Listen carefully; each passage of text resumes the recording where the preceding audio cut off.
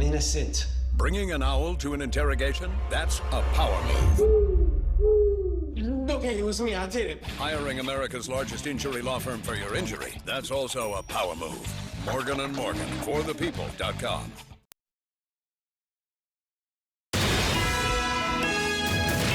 NBC4 News at 11 a.m. starts now. Right now at 11, it's official. The wait is over, and now you can begin the process of buying tickets to the Olympics here in L.A. Good morning, everyone. Thank you for joining us. I'm Annabelle Sedano. And even if you don't get tickets, you'll still be able to watch the Olympics right here on NBC4. The LA 28 ticket lottery started at 7 this morning.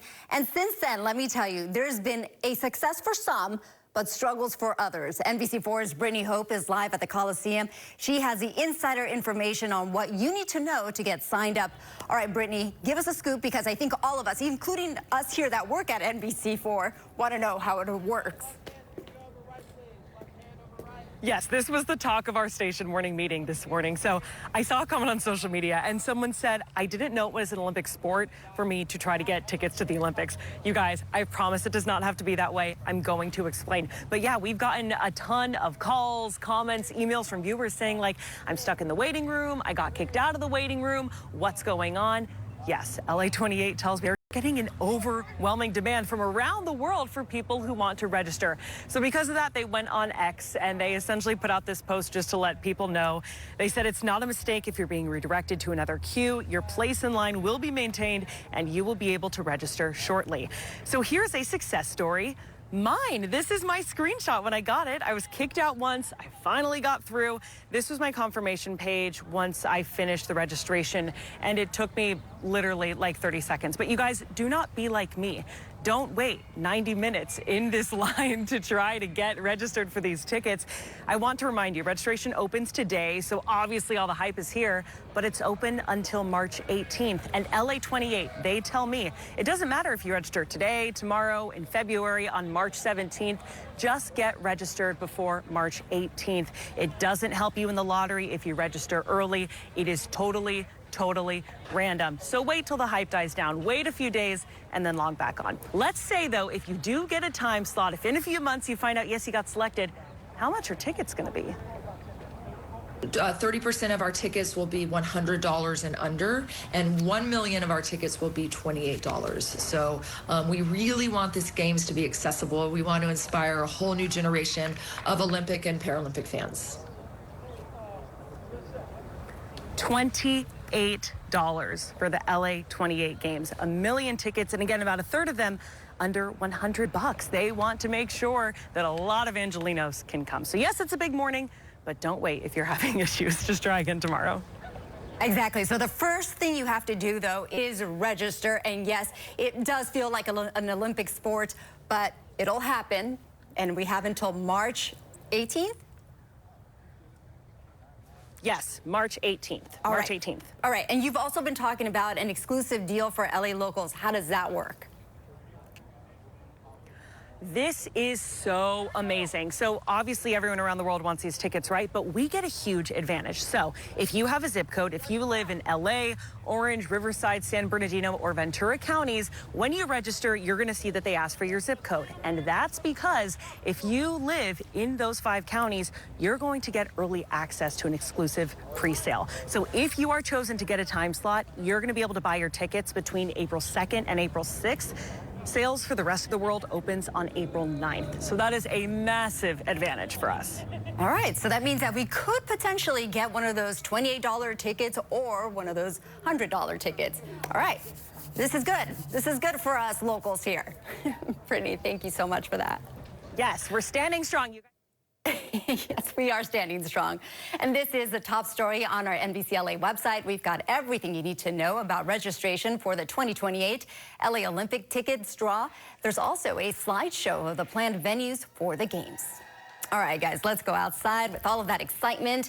Take a live look there at Long Beach. Well, it's definitely feeling like summer in January, isn't it? Our meteorologist Kelly Moody is here. She's tracking all of this conditions for us. So LA 28 will be in the summer, but until then, we've got January. And we've got summer-like conditions right now, so feels a little bit like we're getting closer to LA 28, but not quite. And for the record, I only had like a 10-minute wait in that queue. Kelly, you're one of the lucky ones. I'm registered. I did get kicked out once, but you know, another success story. It can be done, but also just wait. You don't have to do it right now.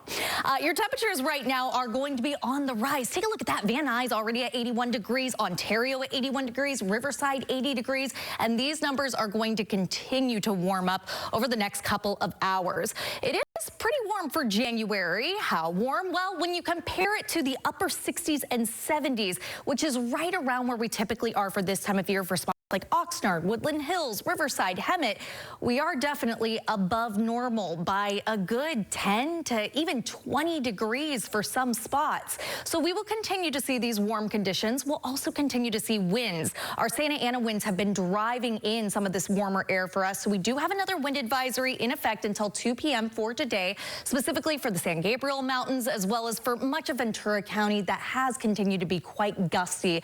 And we'll keep an eye out for other potential times where we could be seeing those wind advisories over the next couple of days. But I think the big headline is really the heat. Get outside, enjoy it. You never know how long it's going to last, but we are staying dry for right now. I'll have a look at just how long we expect these temperatures coming up. All right, Kelly, looking forward to it. Thank you. In North Hills, fire crews are still trying to put out a fire burning inside a vacant building.